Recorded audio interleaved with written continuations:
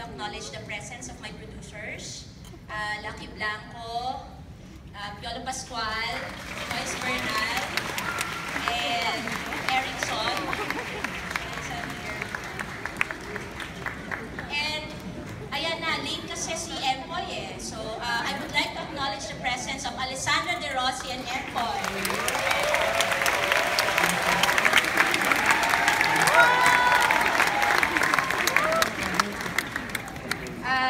Gusto ko rin pasalamatan ang Future Producers Society for their successful publicity and marketing for our film. And ayun, magkakaroon kami ng Q&A after, so sana makapag-stay pa kayo. Thank you and enjoy. Photography po si Sir Boy in Eagle.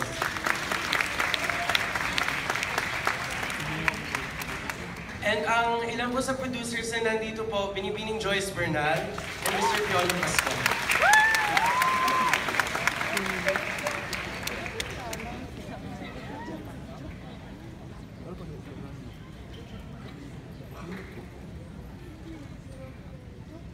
So kung meron po kayong mga katanungan, meron po tayong mga microphone ngayon sa audience area. Tapos taas lang po ng kamay, isa-isa lamang po. At nandito po ang ating cast and crew para sagutin ang ating mga katanungan.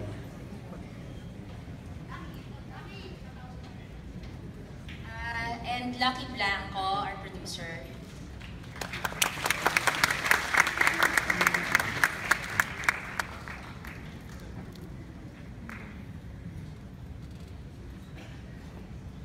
The floor is now open for questions po.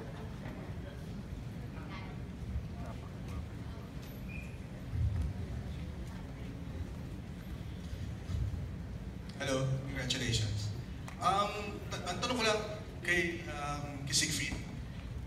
Bakit? Siegfried Bernardo po. Siegfried. Bakit hindi isang typical OFW story ng mga Filipinas in Japan ang focus ng story mo? Bakit parang ano siya, isang fantastical story na parang yun nga, hindi siya typical OFW story? Thank you. Ano ba ang typical OFW story? Siguro, una sa lahat, ang OFW ay Overseas Filipino Worker. So kung siguro isa kang Pinoy na nagkatrabaho sa ibang bansa at overseas, I think OFW pa rin ang tawag. Hindi ko alam kung ano bang image na dapat na OFW ay ano ba. So si Lea kasi, OFW pa rin naman siya eh, kasi nagkatrabaho siya sa Japan. And si Tonyo, OFW din, nagkatrabaho din siya sa Japan. So, yeah, I think it's an OFW story. Iba nga lang, mas light lang siguro yung tinakal na topic. It's more on their love story. It's not more on their family background or yung paghihirap nila sa Japan. Nagkataon na ibang side yung tinakal namin. And it's about love and sadness. Parang gano'n. Okay, over there po. Hello. Curious na ako kasi sobrang natuwa ko dun sa casting. Empoy and Alessandra, they're not the typical na kinukuha niyo for leading man. And si Alessandra nag-leading siya. Ayun. So, ano yung inspiration or bakit sila yung cast? Pero sobrang thumbs up sa kanila. And after nun, gusto ko na malaman, kasi syempre gusto natin i-share sa lahat to. Will it be available nationwide or worldwide or may plans na ba and all? And thank you. Okay. Lucky? Idea po ni Lucky, gusto niyang gumawa ng love story. Si Lucky Blanco po yung producer namin. Idea po niya, sinabi niya sa amin sa Spring Films na gusto niyang gumawa ng love story ng mga pangit. Yun yung sabi niya, hindi ko sinabi Pagod na raw siya sa mga Piolo Pascual, sa mga John Lloyd Cruz. Sabi niya, gumawa tayo ng love story ng pangit sa magandang lugar. Sabi niya. Yes, yun. Yun po, doon po nagsimula. So sabi namin, maganda. And then, we got Sig. May maganda siyang kwento, swak doon. Feeling namin bagay na bagay si Empoy at saka si Alisa. Alam niyo ba na ganun talaga yung concept? Alam niyo naman, diba? Wala naman ang loko sa amin. Alam ko second choice lang ako dito eh. Yeah. Sagutin. Yung next question, meron kaming commercial release sa July kasi supposed to be kasabay namin si Wonder Woman. Sabi namin, hiyang-hiya naman kami sa'yo. Wonder Woman, mawawalan kami ng sinihan, so ikaw na. Okay? So, July 19, commercial release. We have a, this is the commercial cut. This is the commercial cut. Ito yung makikita nyo. But we also have the director's cut na pinalabas sa Osaka. So yun, yes. Yeah. Pero ano lang siya, konti lang difference, 4 minutes. Yan. So may commercial release. Kaya kami dito sa UP nag-premiere. Gusto sana talaga namin malaman kung tama yung ginagawa namin. Yun lang.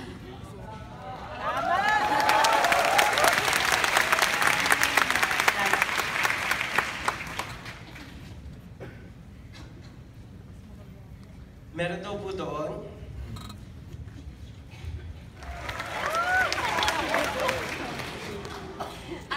Bakit sa Japan? Kasi sabi rin ni Lucky. Sabi ni Lucky, gumawa daw ako ng kwento nga nitong dalawang to. Tapos sabi niya, pwedeng Japan, pwede ano, pero mas mura daw sa Japan. So sa Japan ko ginawa. Sa Japan ko ginawa. And naisip namin Sapporo din kasi yung Sapporo kasi known siya for Winter Olympics. So laging winter, laging fini-feature siya kapag winter. Pero this time, sinunod namin siya ng summer. Eh, nung nandun kami umulan, bumagyo. So, finiture na rin namin yung bagyo. So, kaya, ayun, summer na malapit na mag-autumn. So, kaya siya po. So, how to be you po, Empoy.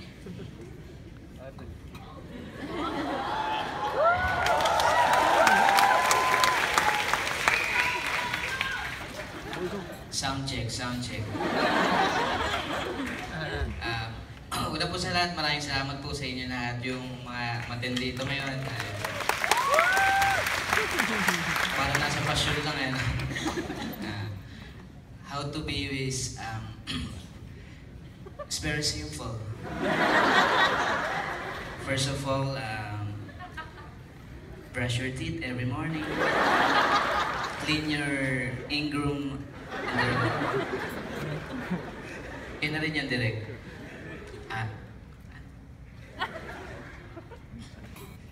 Pwede pa Tagalog yung how to be.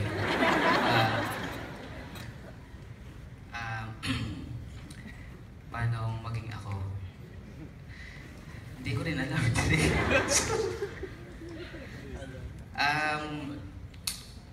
Ayun, yun po. Maraming salamat po sa inyo lahat. Sa lahat na sumuporta at susuporta po maraming salamat. Sana po ay nag-enjoy po kayo at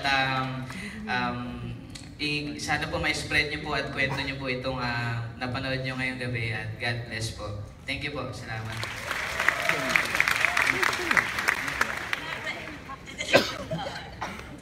Tama na yung age.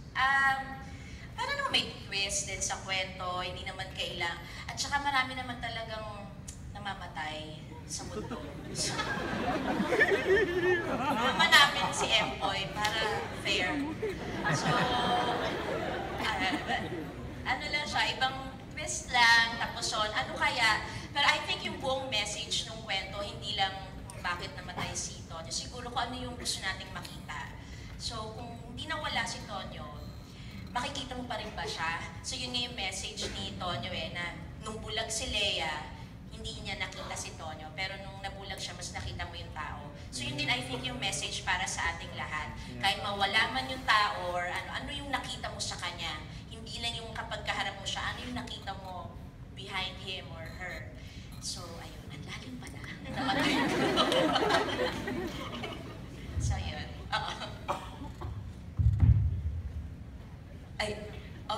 Yung question naman regarding regarding din sa the death ni Tonyo, bakit siya namatay sa pagkakasagasa, hindi doon sa puso niya? Ayun, baka lang meron palang hidden message, ganun. Suggestion siya direct.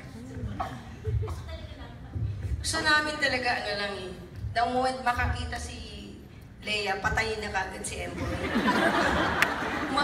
Mako-complicate eh. Haba. Yun. Gusto namin, hindi kailangan ng puso. Feeling ko yung puso yung mag-withstand ng life, ng love, ng ano. Siya yung kahit na patay na siya, physically, mag-withstand niya yung lahat eh. So, sinagasaan namin siya dahil mas sad, mas push. Ang ina mo, epal ka pa, push. Pero,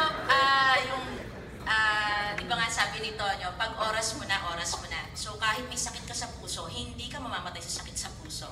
Mamamatay ka sa sagasa. So yun yung pinaka-message niya na akalain mo atakihin lang. Pero may oras mo na eh. Kahit hindi ka mamatay sa sakit mo, mamamatay ka pa rin talaga. So yun. Life is short, kaya gawin mo na yung dapat mong gawin. So I think yun yung pinaka-message ni Tonyo.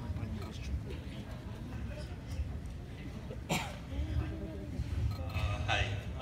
Question ko lang is about sa trailer. Kasi different siya sa actual scene. So, may reason ba behind kung bakit? Tsaka, ayun, kung ano yung totoong kwento? Nagpagawa kami ng trailer. Binigyan kami ng 3 versions. The Star Cinema version, the Not So Star Cinema version, and the Wild Card version. So, ang pinili namin ng Spring Films, yung wild card, yung ibang mensahe ng pelikula. Hindi namin sinasabi, what's the story about, what is it about. Hindi, yung kwento, iba, dun sa gusto namin iparating sa inyo. Baka rin yung isa kasi teaser, yung sa una namin, camp test namin yun actually. Kasi hindi naman namin alam na, yun nga. Nag-camp test kami, so tinuloy na namin mag-teaser para tipid, di ba? So gumawa na ng script doon sa sets. Yun yung noodles na kumakain sila, so kaya siya inalik. Yun ba yung trailer na sinasabi mo or the one na may narration? Yeah, may narration, yeah. So, nalito ka ba? Nasira ba namin yung expectation mo? Ano bang expectation ba? Meron ba? From usual teasers kasi, which is from other movies, medyo actual scene siya sa movies, tapos ando na yung kwento. So, yung teaser nyo medyo kakaiba kasi parang short film lang siya or it can live on its own. Yeah. Okay. Salamat. Yes, my point. Hello. Unang-una po sa lahat, maraming salamat po para sa isang very wonderful and touching film. Thank you po. Joke lang. Bale, yung question ko po talaga, para po sa cast, sa actors po. Dahil napakaganda ng chemistry between Alessandra and Empoy.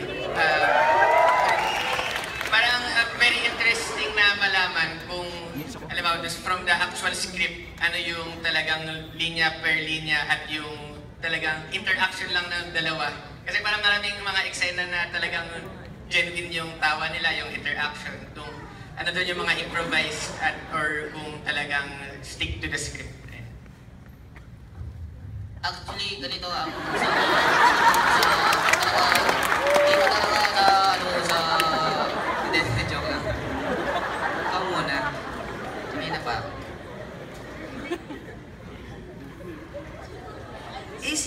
Kasi si Empoy, masabihin ko totoo hindi kasi siya nag-memorize.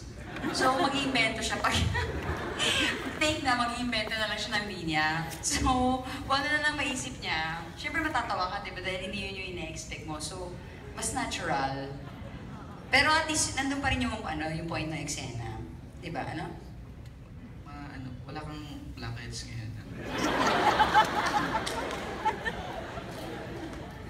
Yung sa ano, yung sa kanal, yung ano, Otaru kanal, after nung take, umiyak talaga ako sa kakatawa. Kasi hindi ko talaga kaya. Oo, yun. Yun lang yun.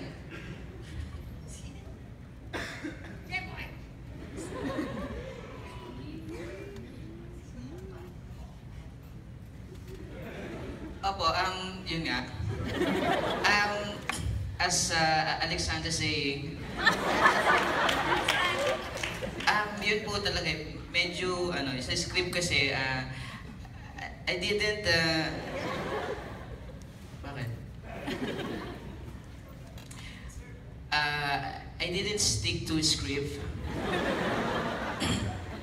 because I want to witty my brain, and supposed to be the script is good, but we need cash. Thank you. Film vibe or Japanese film vibe na yung mga usual rom-coms. So, deliberate po ba siya or was it influenced somewhat? Kasi sa Japan, Shinood, so very Japanese siya.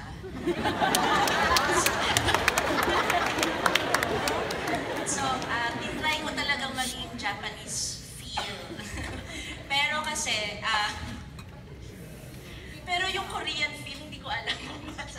Pero syempre, gusto ko kasi na pag nag-shoot kasi doon sa lugar, sana may imbibe mo rin yung culture doon. Hindi lang yung basta susulat ka, tapos alam mo, parang hiwalay na hiwalay sila dun sa kultura. So even yung sa kultura, even yung music, pag pumunta ka kasi dun sa lugar, lagi siyang may music box na music, tapos tahimik yung mga tao.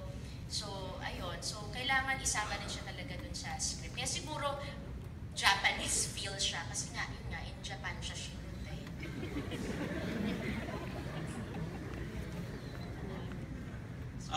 Question lang po. Na-curious lang po kasi, bakit po dinescribe ni Tonyo si Leia as baby dragonfly? May reason po ba yun or wala lang?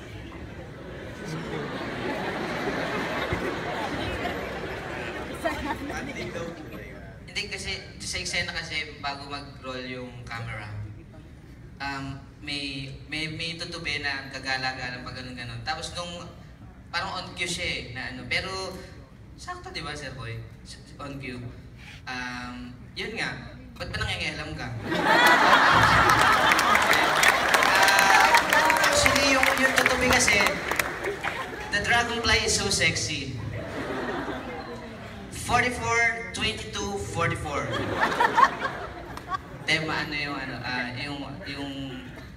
yung pagkakataon na yun,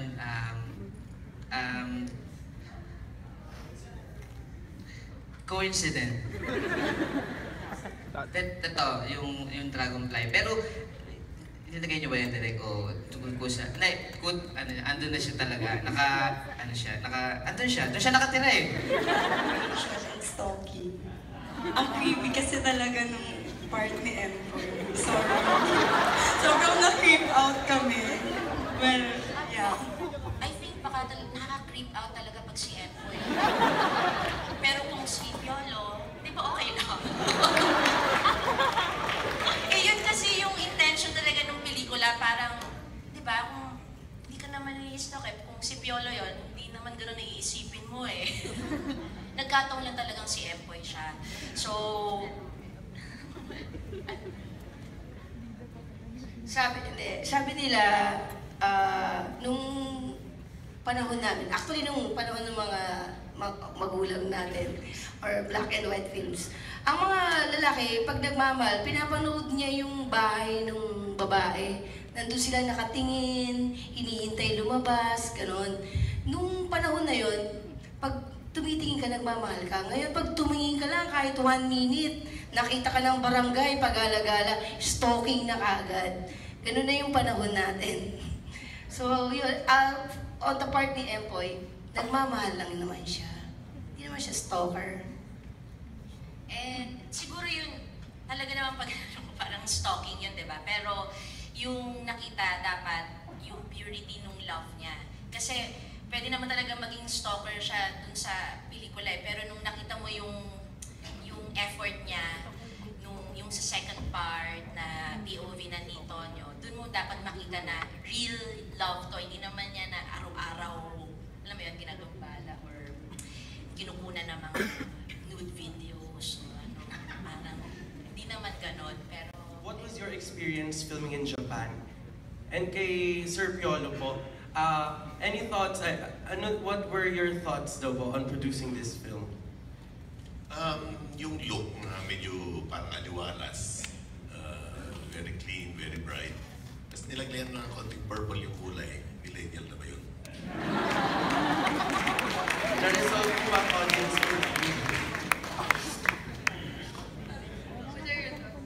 Kala ko naman i-explain niya eh.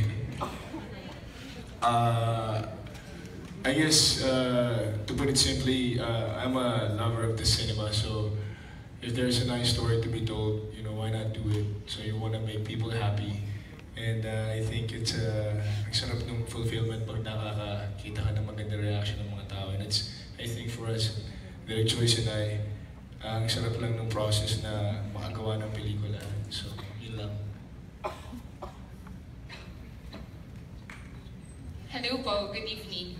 Regarding sa title, bukod sa kita-kita or right from the start, kita-kita na yung naisip niyong title or may mga choices pa? Yung una ako, I love you. I mata, love you. Anyo na. So, I love you yung una. Tapos yung kita-kita, ayun, kasi para siyang bababa ako. Parang ganun kasi yung... Kasi iba't iba yung meaning ng kita, or earnings. So, ang dami niyang meaning. Tapos, nung nasa Japan kami, after namin mag-shoot, tapos pumunta ako doon sa Nagoya sa isang festival, sabi niya sa akin, ang ganda daw nung title, kasi kita means north, Hokkaido. Doon kami nag-shoot. So, coincidence lang yon, pero ang galing nung meaning. So, nagkaroon tuloy ng meaning yung kita-kita. So, mas tama na yung kita kasi kita means north. Yun nga, Hokkaido and, so yung Hokkaido sa Sapporo. Hello po. Congratulations sa film. And curious lang po ako and I'm so satisfied with the humor of the movie. I'm so curious about the heart costume and the banana. Parang, is it part of the original script or parang napasok lang siya? Talaga po ba para mapasok niyo yung ako lang yung puso na may saging? Nung una kasi talaga dapat naka-cosplay si Alex. Yung uniform ba, yung parang sailor mo na maikli naman. Hindi bagay kay Alex, ang pangit-pangit niya talaga doon. Pangit yung telang pinasok. Siyempre, hindi naman ako nag-prepare. Bakit? Diba, parang 4 weeks lang naman siyang bulag. So, parang dapat, parang nangangapa-ngapa. So, may mga times na pag, kunyari, from my bed, lalabas ako ng kwarto sa bahay, tatry ko siyang gawin na nakapikit. Or minsan kakain ako nakapikit. Kaya naman pala. Madali lang. Akala ko kasi mahirap. So, parang normal lang. Yun, ganun. Pag may papagawa siyang scene sa akin, bago mag-take, itatry ko muna siya na nakapikit. Pag feel kong kaya naman, okay, normal siya direct. Naniniwala na ako. Although yung bike, medyo napunta talaga ako sa kabilang side nung ginawa ko siya nakapikit. Buti na akong bumalik ng Pilipinas. Boy, we're just friends.